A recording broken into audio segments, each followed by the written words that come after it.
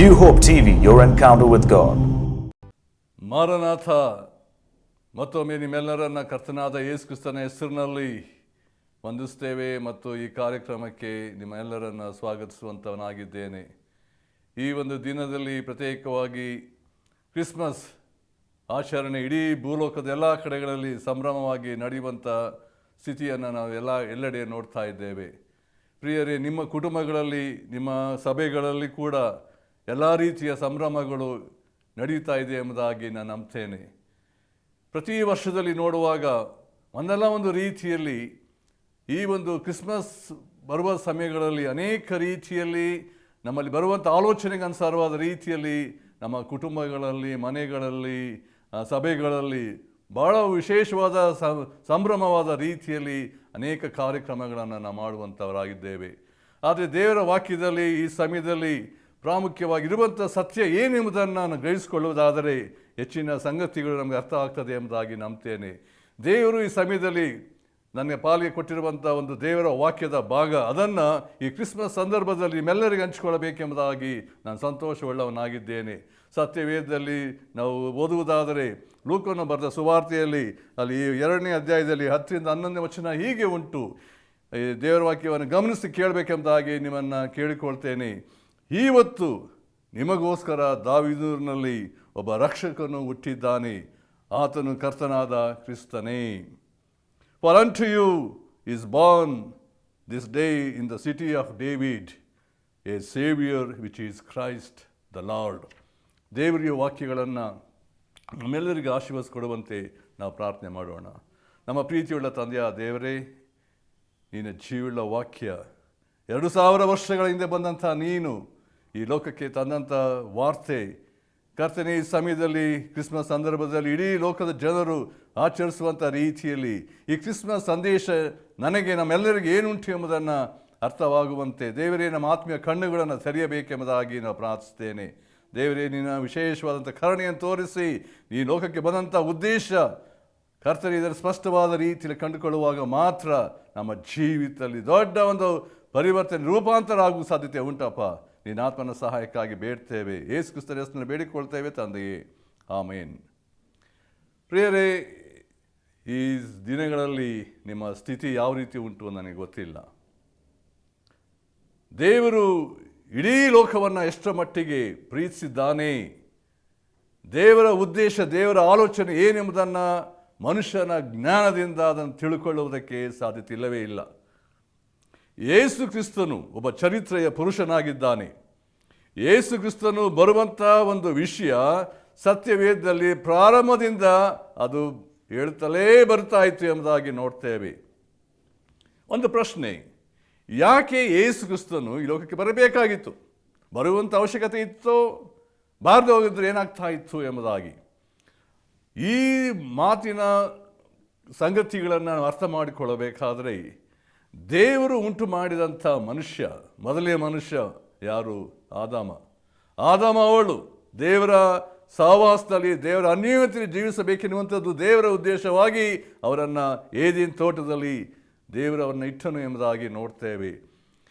ದೇವರು ಕೊಟ್ಟಂಥ ಆಜ್ಞೆ, ಅದಕ್ಕೆ ಅವಿಧೇಯರಾದ್ದರಿಂದ ಈ ಲೋಕಕ್ಕೆ ಶಾಪ, ಪಾಪ, ದೇವರಿಂದ ಪ್ರತ್ಯೇಕತೆ, ಅಷ್ಟೇ ಅಲ್ಲ ದೇವರ ಕೋಪ ಇಡೀ ಮನುಷ್ಯ ಜಾತಿಗೆ ಬಂತು ಎಂಬುದಾಗಿ ನೋಡ್ತೇವೆ. ಒಬ್ಬನ ಪಾಪದ ದೆಸೆಯಿಂದ ಇಡೀ ಲೋಕ ಏನಾಯಿತು ಅಂದರೆ ದೇವರ ಶಾಪಕ್ಕೆ, ದೇವರ ಕೋಪಕ್ಕೆ ಗುರಿಯಾದಂಥ ಸಂಗತಿಯನ್ನು ಆದಿಕಾಂಡ ಪುಸ್ತಕದಲ್ಲಿ ನಾವು ನೋಡ್ತೇವೆ. ಈ ಒಂದು ಸಂದರ್ಭದಲ್ಲಿ ಯೇಸು ಕ್ರಿಸ್ತನು ಬರುವಂಥ ಅವಶ್ಯಕತೆ ಏನು ಅಂತ ಹೇಳಬೇಕಾದ್ರೆ, ಯೇಸು ಕ್ರಿಸ್ತನ ಬರುವಂಥ ಅವಶ್ಯಕತೆ ಏನಂತ ಹೇಳಿದ್ರೆ, ದೇವರ ಮುಂದೆ ಮನುಷ್ಯನು ಪಾಪಿಯಾಗಿದ್ದಾನೆ. ಪಾಪದ ಸಂಗತಿಯನ್ನು ಹೋಗಲಾಡಿಸುವುದಕ್ಕೋಸ್ಕರ ಮನುಷ್ಯನು ತನ್ನ ಅನೇಕ ಕಾರ್ಯಗಳನ್ನು, ಅನೇಕ ತೀರ್ಥಯಾತ್ರೆಗಳನ್ನು, ದಾನ ಧರ್ಮಗಳನ್ನು, ನಾನಾ ಸಂಗತಿ ತನ್ನ ಮನಸ್ಸಿಗೆ ಯಾವ್ಯಾವ ಸಂಗತಿ ಬರ್ತದೋ ಅದನ್ನೆಲ್ಲ ರೀತಿಯಲ್ಲಿ ಮಾಡಿ ನಾನು ದೇವರ ಬಳಿಗೆ ಹೋಗಬೇಕು, ದೇವರನ್ನು ಒಲಿಸ್ಕೊಳ್ಳಬೇಕು, ನಾನಾ ಮನುಷ್ಯ ಪ್ರಯತ್ನಗಳನ್ನು ಮಾಡುವುದರ ಮೂಲಕ ಅನೇಕ ಸಂಗತಿಗಳನ್ನು ಆತನು ಮಾಡಿದ್ದಾನೆ. ಆದರೆ ಇದು ಯಾವುದು ದೇವರು ಒಪ್ಪಲಿಲ್ಲ. ದೇವರ ವಾಕ್ಯ ಹೇಳ್ತದೆ, ಮನುಷ್ಯನ ಎಲ್ಲ ಧರ್ಮ ಕಾರ್ಯಗಳು ಅದು ಹೊಲೆಯ ಬಟ್ಟೆಯಂತೆ ಉಂಟು ಎಂಬುದಾಗಿ. ಕಾರಣ ಮನುಷ್ಯನು ದೇವರ ದೃಷ್ಟಿಯಲ್ಲಿ ಅಪರಾಧಿ, ಪಾಪಿಯಾಗಿ ದೇವರಿಂದ ದೂರವಾಗಿರುವಾಗ ದೇವರನ್ನು ಮೆಚ್ಚಿಸುವುದಕ್ಕೆ ಮನುಷ್ಯನಿಗೆ ಸಾಧ್ಯತೆ ಇಲ್ಲ ಎಂಬುದಾಗಿ ನೋಡ್ತೇವೆ. ಅದು ಇಂತಹ ಸ್ಥಿತಿಯಲ್ಲಿ ಮನುಷ್ಯನಿಗೆ ಬಿಡುಗಡೆ ಹೇಗೆ ಉಂಟು, ಪಾಪದಿಂದ ಬಿಡುಗಡೆ ಹೇಗೆ ಉಂಟು, ಮೋಕ್ಷದ ಸ್ಥಿತಿ ಹೇಗೆ ಉಂಟು, ಇದನ್ನು ಪರಲೋಕದ ದೇವರು ಆಲೋಚಿಸಿ ಇಡೀ ಲೋಕವನ್ನು ರಕ್ಷಿಸಬೇಕೆಂಬಂಥ ಆಲೋಚನೆ ಅದು ಮನುಷ್ಯರಲ್ಲಿ ಬರಲಿಲ್ಲ ಪ್ರಿಯರೇ, ದೇವರಲ್ಲಿ ಬಂದಂಥದ್ದು. ಇದರಲ್ಲಿ ನೋಡ್ತೇವೆ ದೇವರೆಷ್ಟು ಪ್ರೀತಿ ಸ್ವರೂಪಿಯಾಗಿದ್ದಾನೆ, ಮನುಷ್ಯರನ್ನು ಸಂಪೂರ್ಣವಾಗಿ ರಕ್ಷಿಸಬೇಕೆಂಬಂತ ಈ ಆಲೋಚನೆ ಮೂಲಕವಾಗಿ ಸತ್ಯವೇದ ಹೀಗೆ ಹೇಳ್ತದೆ. ಯೋಹಾನ ಸುವಾರ್ತೆ 3ನೇ ಅಧ್ಯಾಯ 16ನೇ ವಚನ, ದೇವರು ಲೋಕದ ಮೇಲೆ ಎಷ್ಟೋ ಪ್ರೀತಿಯನ್ನಿಟ್ಟು ತನ್ನ ಒಬ್ಬನೇ ಮಗನನ್ನು ಕೊಟ್ಟನು, ಕಾರಣ ಒಬ್ಬನಾದರೂ ನಾಶವಾಗಬಾರ್ದು, ಎಲ್ಲರೂ ನಿತ್ಯ ಜೀವನ ಬೇಕೆಂಬುದಾಗಿ ಆತನನ್ನು ಕೊಟ್ಟನು. ದೇವರ ಪ್ರೀತಿ. ಕ್ರಿಸ್ಮಸ್ ಅಂದರೆ ಏನು ಅಂತ ಹೇಳುವಾಗ ದೇವರು ಮನುಷ್ಯರನ್ನು ಪ್ರೀತಿಸಿದಂಥ ರೀತಿ ಎಷ್ಟು ವಿಶೇಷವಾದದ್ದು. ಇದನ್ನೇ ನಾವು ವಿಶೇಷವಾಗಿ ಸಂದರ್ಭದಲ್ಲಿ ಒತ್ತಿ ಹೇಳಬೇಕಾದಂಥ ವಿಷಯ. ದೇವರು ಈ ಮನುಷ್ಯರ ರಾಶಿಯನ್ನು ನಾಶ ಮಾಡಬೇಕೆಂಬುದಾಗಲ್ಲ, ರಕ್ಷಿಸಬೇಕೆನ್ನುವಂಥ ಉದ್ದೇಶ. ಅದಕ್ಕೋಸ್ಕರ ದೇವರು ಮಾಡಿದಂಥ ಒಂದು ಕಾರ್ಯ, ತನ್ನ ಒಬ್ಬನೇ ಮಗನಾದ ಯೇಸು ಕ್ರಿಸ್ತನನ್ನು ಈ ಲೋಕಕ್ಕೆ ಕಳಿಸಿಕೊಟ್ಟಿದ್ದಾನೆ. ದೇವರ ಅನಾದಿ ಕಾಲದ ಯೋಜನೆಯಲ್ಲಿ ನೋಡುವಾಗ ದೇವರು ತನ್ನ ಒಬ್ಬನೇ ಮಗನ ಯೇಸು ಕ್ರಿಸ್ತನನ್ನು ಕಳಿಸಿಕೊಡೋದ್ರ ಮೂಲಕ ಇಡೀ ಲೋಕಕ್ಕೆ ಏನಾಗಬೇಕು? ರಕ್ಷಣೆ, ಪಾಪದ ಬಿಡುಗಡೆ ಆಗಬೇಕು. ಯಾಕೆ ಈ ದಿವಸಗಳು ನೋಡುವಾಗ ಮನುಷ್ಯನ ನೈತಿಕ ಸ್ಥಿತಿ, ಮನುಷ್ಯನ ಸ್ಥಿತಿ ನೋಡಬೇಕಾದ್ರೆ ಅವನಲ್ಲಿ ಶಾಂತಿ ಇಲ್ಲ, ಸಮಾಧಾನ ಇಲ್ಲ, ಅವನ ಸತ್ರ ಎಲ್ಲಿಗೆ ಹೋಗ್ತೇನೆ ಎಂಬಂಥ ನಿರೀಕ್ಷೆ ಇಲ್ಲ. ತಾನು ಇಡೀ ಜೀವಿತ ನೋಡುವಾಗ ಕುಡಿಕತನದಿಂದ, ವ್ಯಭಿಚಾರದಿಂದ ತನಗೆ ಮನಸ್ಸು ಬಂದ ಹಾಗೆ ಜೀವಿಸುವಂಥ ರೀತಿಯಲ್ಲಿ ನೋಡ್ತೇವೆ. ಮನುಷ್ಯನಲ್ಲಿ ತನಗೆ ಯಾವುದೇ ರೀತಿಯಲ್ಲಿ ಅಧೀನವಿಲ್ಲದೆ ತನ್ನ ಇಷ್ಟ ಬಂದ ಹಾಗೆ ಜೀವಿಸುವಂಥ ರೀತಿಯನ್ನು ನೋಡ್ತೇವೆ. ಯಾಕೆಂದರೆ ಪಾಪದ ಸ್ಥಿತಿ, ಮನುಷ್ಯನು ದೇವರ ಮುಂದೆ ಅಪರಾಧಿಯಾಗಿರುವಾಗ ಪಾಪ ಅನ್ನುವಂಥದ್ದು ಮನುಷ್ಯನನ್ನು ಅದೋ ಸ್ಥಿತಿಗೆ ನಡೆಸುವಂಥದ್ದು. ಮಾತ್ರ ದೇವರ ವಾಕ್ಯ ಹೇಳ್ತದೆ, ರೋಮಪುರ ಪತ್ರಿಕೆ 3:23 ಎಲ್ಲರೂ ಪಾಪ ಮಾಡಿ ದೇವರ ಮಹಿಮೆಯನ್ನು ಹೊಂದದೇ ಹೋಗಿದ್ದಾರೆ. ಎಲ್ಲರೂ ಅಂತ ಹೇಳುವಾಗ ಯಾರು? ಇಡೀ ಲೋಕದಲ್ಲಿ ಎಂಥ ಜನರಿರ್ಬೋದು, ಐಶ್ವರ್ಯವಂತನಾಗಿರ್ಬೋದು, ಬಡವನಾಗಿರ್ಬೋದು, ಅಧಿಕಾರಿಯಾಗಿರ್ಬೋದು, ಯಾರೇ ಆಗಿರ್ಬೋದು, ಆಕಾಶದ ಕೆಳಗೆ ಇರಲ್ಪಂಥ ಎಲ್ಲ ಮನುಷ್ಯನ ಸ್ಥಿತಿ ನೋಡುವಾಗ ದೇವರ ಮುಂದೆ ಅವರೇನಾಗಿದ್ದಾರೆ? ಪಾಪಿಯಾಗಿದ್ದಾನೆ. ರೋಮಪುರ ಪತ್ರಿಕೆ 6ನೇ ಅಧ್ಯಾಯ 23ನೇ ವಚನ ಹೀಗೆ ಹೇಳ್ತದೆ, ಈ ಪಾಪ ಕೊಡುವಂಥ ಸಂಬಳ ಏನಂತೆ? ಮರಣ. ಎಂಥ ಮರಣ ಅದು? ಮರಣ ಅದು ಏನು ತೋರಿಸ್ತದೆ? ನರಕಕ್ಕೆ ನಡೆಸುವಂಥದ್ದು ಆತ್ಮಿಕ ಮರಣ. ಮನುಷ್ಯನು ದೇವರ ಭಾಗದಲ್ಲಿ ಸತ್ತು ಹೋಗಿರುವಾಗ, ಅವನಲ್ಲಿ ಪಾಪದ ಸ್ಥಿತಿ ಇರುವಾಗ ಅವನಿಗೆ ಯಾವ ನಿರೀಕ್ಷೆ ಇಲ್ಲ ಎಂಬುದಾಗಿ ನೋಡ್ತೇವೆ. ಇಂಥ ಒಂದು ಭಯಂಕರವಾದಂಥ ಒಂದು ಸ್ಥಿತಿಯಲ್ಲಿ ಮನುಷ್ಯನು ಇರುವಂಥ ಸಮಯದಲ್ಲಿ ಪ್ರಿಯರೇ, ಪರಲೋಕದ ದೇವರು ಮನುಷ್ಯರನ್ನು ಹುಡುಕಿಕೊಂಡು ಬಂದನು ಎಂಬುದಾಗಿ ನೋಡ್ತೇವೆ. ದೇವರು ಮನುಷ್ಯ ಅವತಾರ ಧರಿಸಿ ಈ ಲೋಕಕ್ಕೆ ಮಾನವ ರೂಪ ಧರಿಸಿ ಆತನು ಬಂದಂಥ ಉದ್ದೇಶ ಜನರನ್ನು ರಕ್ಷಿಸಬೇಕು. ಯೇಸು ಕ್ರಿಸ್ತನು ಈ ಲೋಕದಲ್ಲಿದ್ದಾಗ ಆತನು 33 ವರ್ಷಗಳ ಕಾಲ ಇದ್ದಿದ್ದು, 33 ವರ್ಷಗಳ ಕಾಲ ಆತನು ಬಂದಂಥ ಸಮಯದಲ್ಲಿ ಸೇವೆ ಮಾಡಿದ್ದು ಬರೀ 3.5 ವರ್ಷಗಳ ಕಾಲ. ಆತನ ಜೀವಿತ, ಆತನು ಮಾಡಿದಂಥ ಎಲ್ಲ ಕಾರ್ಯಗಳು ಈ ಭೂಲೋಕದಲ್ಲಿ ಯಾರೂ ಮಾಡದಿದ್ದಂಥ ಸಂಗತಿಗಳು. ಆತನ ಜನರ ನೋಡಬೇಕಾದರೆ ಅವರ ಮೇಲೆ ಕನಿಕರ ಪಟ್ಟನು. ಯೇಸು ಕ್ರಿಸ್ತನ ಇಡೀ ಜೀವಿತ ಏನು ಎಂಬುದಾಗಿ ನೋಡುವುದಾದರೆ ಅಲ್ಲಿ ದೇವರ ವಾಕ್ಯದ ಮಾರ್ಕನ ಸುವಾರ್ತೆ ನಾವು ಅದರಲ್ಲಿ ಪ್ರತ್ಯೇಕ 8ನೇ ಅಧ್ಯಾಯ 2ನೇ ವಚನದಲ್ಲಿ ಹೀಗೆ ಉಂಟು, ಈ ಜನರನ್ನು ನೋಡಿ ನಾನು ಕನಿಕರ ಪಡುತ್ತೇನೆ. I have compassion on this multitude. ದೇವರ ಉದ್ದೇಶ ಕನಿಕರದ ಸ್ವಭಾವ, ಪ್ರೀತಿಯ ಸ್ವಭಾವ. ಏಕೆಂದರೆ ಮನುಷ್ಯನು ತೊಳಲಿ ಬಳಿ ಹೋಗಿದ್ದಾನಲ್ಲ, ದೇವರ ಒಂದು ಕರುಣೆ ಕೃಪೆ ಮನುಷ್ಯನ ಮೇಲೆ ಇದ್ದರಿಂದ ಮನುಷ್ಯರನ್ನು ರಕ್ಷಿಸಬೇಕೆಂಬಂಥ ಒಂದು ಉದ್ದೇಶ ದೇವರಲ್ಲಿ ಬಂದುದರಿಂದ ಯೇಸು ಕ್ರಿಸ್ತನು ಈ ಲೋಕದಲ್ಲಿದ್ದಂಥ ಸಮಯದಲ್ಲಿ ಆತನು ಬಡವರಿಗೆ ಸುವಾರ್ತೆಯನ್ನು ಸಾರುತ್ತಾ ಬಂದನು.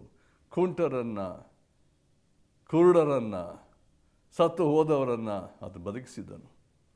ಅನೇಕರು ನಾನಾ ಥರವಾದಂಥ ಜಿಗುಪ್ಸೆಯಲ್ಲಿ, ನಾನಾ ಥರವಾದ ಸಂಕಟಗಳಲ್ಲಿ, ಬಾಧೆಗಳಲ್ಲಿ, ನಾನಾ ಥರವಾದ ಸ್ಥಿತಿಯಲ್ಲಿರುವಾಗ ಎಲ್ಲರನ್ನ ಏನು ಮಾಡಿದಂತೆ ಸ್ವಸ್ಥ ಮಾಡಿದನು.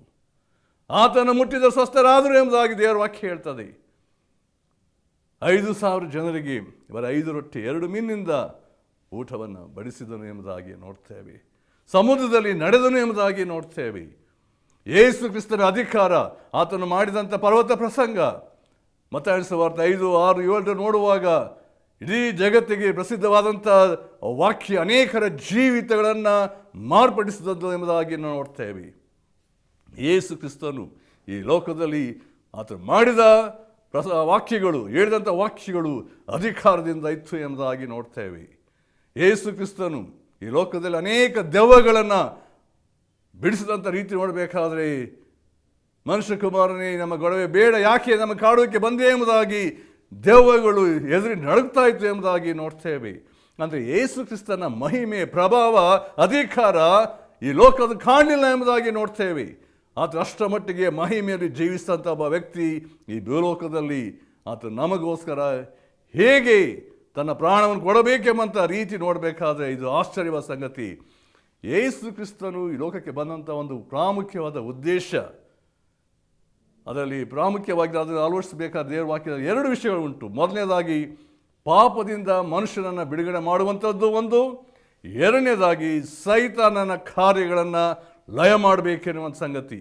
ಈ 2 ಉದ್ದೇಶಗಳು ಯೇಸು ಕ್ರಿಸ್ತನಿದ್ದರಿಂದ ಆತ ಈ ಲೋಕದಲ್ಲಿ ಸತ್ಯದ ಬಗ್ಗೆ, ನೀತಿಯ ಬಗ್ಗೆ ಜನರಿಗೆ ಅದು ಬೋಧಿಸ್ತಾ ತಿಳಿಸ್ತಾ ಬಂದನು. ಆದರೆ ಜನರು ಯೇಸುವನ್ನು ನಂಬಲಿಲ್ಲ, ತಿರಸ್ಕರಿಸಿದರು, ಗೇಲಿ ಮಾಡಿದರು, ಹಾಗೆ ಮಾಡಿದರು ಎಂಬುದಾಗಿ ನೋಡ್ತೇವೆ. ಆದರೆ ಯೇಸು ಕ್ರಿಸ್ತನು ತಾನು ಆರಿಸಿಕೊಂಡಂಥ 12 ಮಂದಿ ಶಿಷ್ಯರನ್ನು ಅವರನ್ನು ಸರಿಯಾದ ರೀತಿಯಲ್ಲಿ ತರಬೇತಿ ಮಾಡಿ ತಾನು ಬಂದಂಥ ಉದ್ದೇಶವನ್ನು ಅವರಿಗೆ ಪದೇ ಪದೇ ಅವರಿಗೆ ತಿಳಿಸ್ತಾ ಅವರನ್ನು ತರಬೇತಿಗೊಳಿಸಿ ಈ ಸುವಾರ್ತೆಯನ್ನು ಮುಂದಿನ ದಿನಗಳಲ್ಲಿ ಅವರು ತಿಳಿಸಬಹುದೇ ಬೇಕೆಂಬ ರೀತಿಯಲ್ಲಿ ಅವರನ್ನು ಸಿದ್ಧ ಮಾಡುತ್ತಾ ಬಂದನು ಎಂಬುದಾಗಿ ನೋಡ್ತೇವೆ. ಪ್ರಿಯರೇ, ಈ ಕ್ರಿಸ್ಮಸ್ ಸಂದರ್ಭದಲ್ಲಿ ನಾವು ಅಳವಡಿಸಬೇಕಾದಂಥ ಒಂದು ಸಂಗತಿ, ಈ ಎಲ್ಲ ಸನ್ನಿವೇಶಗಳು ನಮ್ಮ ಜೀವಿತ ಇರಬೇಕಾದ್ರೆ ಈ ಕ್ರಿಸ್ಮಸ್ ಸಂದೇಶ ಅಂದರೆ ದೇವರ ವಾಕ್ಯ ಹೇಳ್ತದೆ, ಇವತ್ತು ನಿಮಗೋಸ್ಕರ ದಾವೀದನಲ್ಲಿ ಒಬ್ಬ ರಕ್ಷಕನು ಹುಟ್ಟಿದ್ದಾನೆ. ಯೇಸು ಕ್ರಿಸ್ತನು ಯಾರು ಅಂತ ಒಬ್ಬ ರಕ್ಷಕನ ಅವಶ್ಯಕತೆ ಇತ್ತು ಎಂಬುದಾಗಿ ಹೇಳಬೇಕಾದ್ರೆ ಈ ರಕ್ಷಕನು ಮಾಡಿದ ಸಂಗತಿ ಏನು? ಇದು ಬಹಳ ಪ್ರಾಮುಖ್ಯವಾದ ಸಂಗತಿ. ಯೇಸು ಕ್ರಿಸ್ತನು 2000 ವರ್ಷಗಳ ಹಿಂದೆ ಹುಟ್ಟಿದ್ದು ಮಾತ್ರವಲ್ಲ, ಆತನು ಮಾಡಿದಂಥ ಕಾರ್ಯಗಳು ಮಹಿಮೆಗಳ ಕಾರ್ಯ ಮಾಡಿದ್ದಾರೆ ಅಷ್ಟೇ ಅಲ್ಲ, ಆದರೆ ಆತನ ಜೀವಿತದ ಕೊನೆಯ ಭಾಗದಲ್ಲಿ ಬರುವಾಗ ಯೇಸು ಕ್ರಿಸ್ತನು ಆ ಶಿಲುಬೆಯಲ್ಲಿ ನಮಗೋಸ್ಕರ ಯಜ್ಞಾರ್ಪಿತನಾಗಬೇಕಾಯಿತು. ಒಬ್ಬ ವ್ಯಕ್ತಿ ಇಡೀ ಲೋಕದ ಜನರ ಪಾಪದ ಬಿಡುಗಡೆಗೋಸ್ಕರ ಯಜ್ಞವನ್ನಾಗಿ ಮಾಡುವಂಥ ಒಂದು ಕಾರ್ಯ ದೇವರ ಆಲೋಚನೆಯಲ್ಲಿ ಇದು ಬಂದುದರಿಂದ ಯೇಸು ಕ್ರಿಸ್ತನು ಆ ಶಿಲುಬೆಯಲ್ಲಿ ಇಡೀ ಲೋಕದ ಜನರ ಪಾಪಗಳಿಗೋಸ್ಕರ, ಆತನು ಯಾವ ಪಾಪ ಮಾಡಲಿಲ್ಲ, ಆತನು ನೀತಿ ಸ್ವರೂಪನು ಪರಿಶುದ್ಧನಾಗಿದ್ದಂಥ ಕರ್ತನು ಮನುಷ್ಯರ ಪಾಪದ ಬಿಡುಗಡೆಗೋಸ್ಕರ ಆ ಶಿಲುಬೆಯಲ್ಲಿ ಆತನು ಪ್ರಾಣ ಕೊಟ್ಟನು, ತನ್ನ ಅಮೂಲ್ಯವಾದ ರಕ್ತವನ್ನು ಸುರಿಸಿದ್ದಾನೆ. ಆತನು ಹೂಣಲ್ಪಟ್ಟನು, 3ನೇ ದಿವಸ ಆತ ಎದ್ದು ಬಂದನು, ಸತ್ತ ಒಳಗಿಂದ ಎದ್ದು ಬಂದಿದ್ದಾನೆ. ಅಂದರೆ ಪಾಪಕ್ಕೆ ಬರಬೇಕಾದ ಪ್ರಾಯಶ್ಚಿತ್ತ ಯಜ್ಞ ಯೇಸು ಕ್ರಿಸ್ತನು ಆ ಶಿಲುಬೆಯಲ್ಲಿ ಮಾಡಿದ್ದರಿಂದ ಪಾಪ ಕೊಡುವಂಥ ಸಂಬಳ ಮರಣ, ಆ ಪಾಪವನ್ನು ಸಂಪೂರ್ಣವಾಗಿ ನೀಗಿಸಿದ್ದಾನೆ ಎಂಬುದಾಗಿ ದೇವರ ವಾಕ್ಯ ಸ್ಪಷ್ಟವಾಗಿ ಹೇಳ್ತದೆ. ಆತನು ಸಮಾಧಾನ ಕರ್ತವಾಗಿದ್ದಾನೆ, ಸಮಾಧಾನದ ಸುವಾರ್ತೆಯನ್ನು ತಿಳಿಸುವುದಕ್ಕೋಸ್ಕರ ಬಂದನು ಎಂಬುದಾಗಿ ನೋಡ್ತೇವೆ. ಎರಡನೇದಾಗಿ ಸೈತಾನನ ತಲೆಯನ್ನು ಜಜ್ಜುವುದಕ್ಕೋಸ್ಕರ. ಮೊದಲನೇ ಪ್ರವಾದನೆ ನಾವು ದೇವರ ವಾಕ್ಯದಲ್ಲಿ ಆದಿಕಾಂಡ 3ನೇ ಅಧ್ಯಾಯ 15ನೇ ವರ್ಷದಲ್ಲಿ ಹೀಗೆ ನೋಡ್ತೇವೆ, ಈ ಸ್ತ್ರೀಯ ಸಂತತಿ ನಿನ್ನ ತಲೆಯನ್ನು ಏನು ಮಾಡ್ತದೆ? ಜಜ್ಜುತ್ತದೆ. ಪ್ರಿಯರೇ, ಯೇಸು ಕ್ರಿಸ್ತನು ಶಿಲುಬೆಯಲ್ಲಿ ಸತ್ತಂಥ ಸಮಯದಲ್ಲಿ ತಾನು ಮಾಡಿದಂಥ ಒಂದು ಕಾರ್ಯ ಸೈತಾನನ ಬಲವನ್ನು, ಸೈತಾನ ಕಾರ್ಯವನ್ನು ಲಯ ಮಾಡಿ ಸೈತಾನನ್ನು ಸೋಲಿಸಿದ್ದಾನೆ. ಮಾತ್ರವಲ್ಲ, ಮರಣವನ್ನು ಜಯಿಸಿದ್ದಾನೆ. 3ನೇ ದಿವಸ ಸತ್ತವೆದ್ದು ಬಂದಿದ್ದಾನೆ. ಮರಣಾಧಿಕಾರಿಯಾದ ಸೈತಾನನ್ನು ಸಂಪೂರ್ಣವಾಗಿ ದಾಸತ್ವದಿಂದ ಜನರನ್ನು ಬಿಡಿಸಿದ್ದಾನೆ ಎಂಬುದಾಗಿ ನೋಡ್ತೇವೆ. ಆದ್ದರಿಂದ ಯೇಸು ಕ್ರಿಸ್ತನ ಬಂದಂಥ ಉದ್ದೇಶ ಮನುಷ್ಯರಾದಂಥ ಜನರನ್ನು, ಪಾಪಿಗಳಾದ ನಮ್ಮನ್ನು ಬಿಡುಗಡೆ ಮಾಡುವುದು ಮಾತ್ರವಲ್ಲ, ಸೈತಾನನ ಬಂದಿರುವ ಜನರನ್ನು ದಾಸತ್ವದಿಂದ ಬಿಡುಗಡೆ ಮಾಡುವುದು ಮಾತ್ರವಲ್ಲ, ನಮ್ಮನ್ನು ಆ ಪರಲೋಕದ ಬಾಧ್ಯತೆಗೆ ನಡೆಸುವುದಕ್ಕಾಗಿ ನಿತ್ಯ ಜೀವನ ಕೊಡುವುದಕ್ಕೋಸ್ಕರ ದೇವರ ವಾಕ್ಯ ಹೇಳ್ತದೆ, ಯಾರ್ಯಾರು ಯೇಸುವನ್ನು ತಮ್ಮ ಹೃದಯಗಳು ಸ್ವೀಕರಿಸ್ತಾರೋ, ಯೇಸುವನ್ನು ನಾವು ನಂಬಿಕೆ ಮೂಲಕವಾಗಿ ತಮ್ಮ ಹೃದಯಗಳು ಸ್ವೀಕರಿಸುವಾಗ ಅವರ ಜೀವಿತ ದೊಡ್ಡ ಬದಲಾವಣೆ ದೇವರ ವಾಕ್ಯ ಹೀಗೆ ಹೇಳ್ತದೆ 2 ಕೊರಿಂಥ 5:17 ಈಗರಾಗಿ ಯಾವನಾದರೂ ಕ್ರಿಸ್ತನಲ್ಲಿದ್ದರೆ ಅವನು ನೂತನ ಸೃಷ್ಟಿಯಾದನು, ಪೂರ್ವ ಸ್ಥಿತಿ ಹೋಗಿ ಎಲ್ಲ ನೂತನವಾಯಿತು. ಈ ಕ್ರಿಸ್ಮಸ್ ಸಂದೇಶ ಏನಂದರೆ, ನೀನು ಯೇಸು ಕ್ರಿಸ್ತನನ್ನು ನಿನ್ನ ಹೃದಯದಲ್ಲಿ ಸ್ವೀಕಾರ ಮಾಡುವುದಾದರೆ ನಿನ್ನ ಜೀವಿತದಲ್ಲಿ ನೂತನ ಜೀವಿತ, ಆ ಬೆಳಕು, ಯೇಸು ಕ್ರಿಸ್ತನ ಬಂದ ಉದ್ದೇಶ ನಿನ್ನನ್ನು ಪಾಪದಿಂದಲೂ ಸೈತಾನ ಬಂಧನದಿಂದಲೂ ಬಿಡುಗಡೆ ಮಾಡಿ ಆ ಮಹಿಮೆಗೆ ಸ್ವರ್ಗಕ್ಕೆ ಆತ ನಡೆಸುವಂಥವನಾಗಿದ್ದಾನೆ. ಇದು ನಂಬಿಕೆ ಮೂಲಕ, ನಮ್ಮ ಧರ್ಮ ಕಾರ್ಯಗಳಿಂದ ಅಲ್ಲ, ಕಾಣಿಕೆಯಿಂದ ಅಲ್ಲ, ಬೇರೆ ಯಾವ ಸಂಗತಿಯಲ್ಲ. ಯೇಸುವನ್ನೇ ನಾವು ನಂಬಿಕೆ ಮೂಲಕವಾಗಿ ಸ್ವೀಕರಿಸುವಾಗ, ಯೇಸುವೇ ಪಾಪಿಯಾದ ಕರುಣಿಸಪ್ಪ, ನಿನಗಾಗಿ ಜೀವಿಸ್ತೇನೆ, ನಾನು ಹೃದಯ ಬಂದು ವಾಸ ಮಾಡು. ಯಾವಾಗ ನಾವು ಕರ್ತನ ಮುಂದೆ ತಗ್ಗಿದವರಾಗಿ ಬರುವಾಗ, ಈ ದಿನಗಳಲ್ಲಿ ಕ್ರಿಸ್ಮಸ್ ನಿಮ್ಮ ಜೀವಿತ, ಯೇಸು ಕ್ರಿಸ್ತನು ನಮ್ಮ ಹೃದಯ ಬರುವಾಗ ಅದೇ ನಿಜವಾದ ಕ್ರಿಸ್ಮಸ್. ಯೇಸು ಕ್ರಿಸ್ತನದ ಕ್ರಿಸ್ಮಸ್ ಅದು ಬರಲಾದ ಜೀವಿತ. ಪ್ರಿಯರೇ, 2000 ವರ್ಷಗಳ ಹಿಂದೆ ಯೇಸು ಕ್ರಿಸ್ತ ನಿನ್ನನ್ನು ಪ್ರೀತಿಸಿ ಆ ಪರಲೋಕವನ್ನೇ ಬಿಟ್ಟು ಈ ಲೋಕಕ್ಕೆ ಬಂದಿರುವಂಥ ಉದ್ದೇಶ ನಿನ್ನನ್ನು, ನಿನ್ನ ಕುಟುಂಬವನ್ನು, ಇಡೀ ಲೋಕವನ್ನು ರಕ್ಷಿಸಬೇಕೆಂಬಂಥ ಉದ್ದೇಶ ಇರುವಾಗ ನೀನೇನು ಮಾಡಬೇಕೆಂಬುದಾಗಿದ್ದಿ? ಯೇಸುವನ್ನು ನಂಬಬೇಕೆಂಬುದಾಗಿದೆಯೋ? ಯೇಸುವನ್ನು ನೀನು ಹೃದಯ ಸ್ವೀಕಾರ ಮಾಡಬೇಕು ಅಂತ ಇದೆಯೋ? ದೇವರ ವಾಕ್ಯ ಹೀಗೆ ಹೇಳ್ತದೆ, ಯಾರ್ಯಾರು ಆತನ ಅಂಗೀಕರಿಸಿದರೋ, ಅಂದರೆ ಆತನ ಹೆಸರಲ್ಲಿ ನಂಬಿಕೆ ಇಟ್ಟರೋ ಅವರಿಗೆ ದೇವರ ಮಕ್ಕಳಾಗುವ ಅಧಿಕಾರ ಕೊಟ್ಟನು. ಈ ದೇವರ ಮಕ್ಕಳಾಗುವಂಥ ಅಧಿಕಾರ ನಮ್ಮ ಪಾಲಿಗೆ ಕೊಟ್ಟಿರುವಾಗ ನಮಗಿರುವಂಥ ಶ್ರೇಷ್ಠವಾದಂಥ ಬಾಧ್ಯತೆ ಏನಂತ ಹೇಳಿದ್ರೆ, ನಾವು ಸತ್ರು ಸಹ ಕ್ರಿಸ್ತರ ಬಳಿಗೆ ಹೋಗ್ತೇನೆ, ಆ ಪರಲೋಕದ ಬಾಧ್ಯತೆ ಉಂಟು ಎಂಬುದಾಗಿ ನೋಡ್ತೇವೆ. ಅಷ್ಟೇ ಅಲ್ಲ, ಯೇಸು ಕ್ರಿಸ್ತ ತಿರುಗಿ ಬೇಗನೆ ಬರಲಿಕ್ಕಿದ್ದಾನೆ. ಮೊದಲನೇ ಬರೋಣ ಯೇಸು ಕ್ರಿಸ್ತನು ಇಡೀ ಲೋಕದ ಜನರ ರಕ್ಷಿಸೋದಕ್ಕೋಸ್ಕರ. ಎರಡನೇ ಬರೋಣ ಇಡೀ ದೇವ ಜನರನ್ನು ತನ್ನ ಬಳಿಗೆ ಕರೆದುಕೊಂಡು ಹೋಗೋದಕ್ಕೋಸ್ಕರ. ನೀನೊಬ್ಬ ರಕ್ಷಿಸಲ್ಪಟ್ಟಂಥ ವ್ಯಕ್ತಿಯಾಗಿರುವುದಾದರೆ ಪ್ರಿಯರೇ, ಆ ಪರಲೋಕದ ಬಾಧ್ಯತೆ ಉಂಟು. ಆತ ಯಾವ ಸಮಯದಲ್ಲಿ ಯಾವ ಗಳಿಗೆ ಬರ್ತಾನೆ ಗೊತ್ತಿಲ್ಲ, ಸಿದ್ಧವಾಗಿರು. ಈ ಯೇಸುವನ್ನು ನಂಬುವುದಾದರೆ ನಿನ್ನ ಜೀವಿತದಲ್ಲಿ ನೂತನ ಜೀವಿತ, ಪರಲೋಕದ ಬಾಧ್ಯತೆ ಯೇಸು ಕ್ರಿಸ್ತ ನಿನ್ನ ಪಾಲಿಗೆ ಕೊಡುವಾತನಾಗಿದ್ದಾನೆ. ಈ ಕ್ರಿಸ್ಮಸ್ ನಿಮ್ಮ ಜೀವಿತ, ನಿನ್ನ ಕುಟುಂಬದಲ್ಲಿ, ನಿಮ್ಮ ಸಭೆಯಲ್ಲಿ ಯೇಸು ಕ್ರಿಸ್ತನನ್ನೇ ಒಡೆಯನು, ರಕ್ಷಕನಾಗಿದ್ದಾನೆ ಎಂಬುದನ್ನು ನಿಮ್ಮ ಹೃದಯಗಳಲ್ಲಿ ಪ್ರತಿಷ್ಠೆಪಡಿಸಿ ಆತನ ಆರಾಧಿಸೋಣ, ಆತ ಘನಪಡಿಸೋಣ.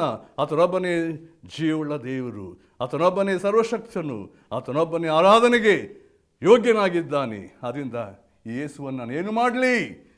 ಯೇಸು ಕ್ರಿಸ್ತನಿಗೆ ನನ್ನ ಜೀವಿತವನ್ನೇ ಸಂಪೂರ್ಣವಾಗಿ ಸಮರ್ಪಿಸಲು ದೇವರು ತನ್ನ ಕೃಪೆಯನ್ನು ನೀಡಿ ನಿಮ್ಮನ್ನು ಸತ್ಯಕ್ಕೆ ನಡೆಸಲಿ. ಪ್ರಾರ್ಥನೆ ಮಾಡೋಣ.